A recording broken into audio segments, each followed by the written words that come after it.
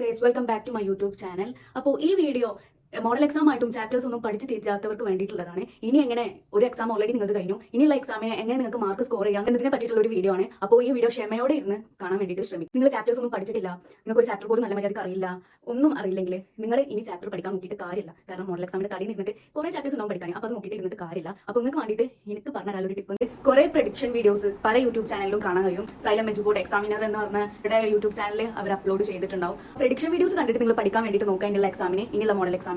പിന്നെ വെയിറ്റേജ്, ഏറ്റവും കൂടുതൽ വെയിറ്റേജിലെ ചാപ്റ്റേഴ്സ് ഉണ്ടാവും. അതിൽ ഇമ്പോർട്ടന്റ് ആയിട്ട് കവർ ചെയ്ത് പഠിക്കാൻ വേണ്ടിയിട്ട് ശ്രമിക്കുക. അല്ലാതെ മോഡൽ എക്സാമിന്റെ തലേന്ന് ഇരുന്നിട്ട് നിങ്ങൾക്ക് എല്ലാ ചാപ്റ്ററും കവർ ചെയ്യാൻ വേണ്ടിയിട്ട് ഒരിക്കലും പറ്റില്ല. ഇനി ചാപ്റ്റേഴ്സ് ഫുള്ള് പഠിച്ച് എല്ലാം സെറ്റ് ആയിട്ട് ഇരിക്കുന്നവരോട് എനിക്ക് പറയാനുള്ളത്, നിങ്ങൾ വീണ്ടും റിവിഷൻ ചെയ്യുക, പിന്നെ ക്വസ്റ്റ്യൻസ് ചെയ്ത് പ്രാക്ടീസ് ചെയ്യുക എന്നുള്ളതാണ്.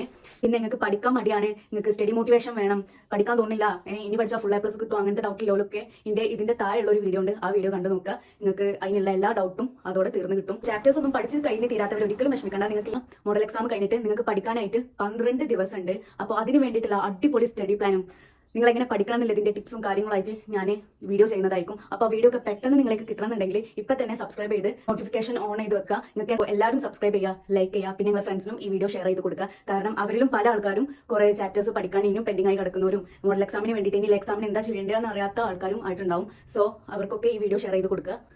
അപ്പോൾ എല്ലാവർക്കും ഓൾ ദ ബെസ്റ്റ്.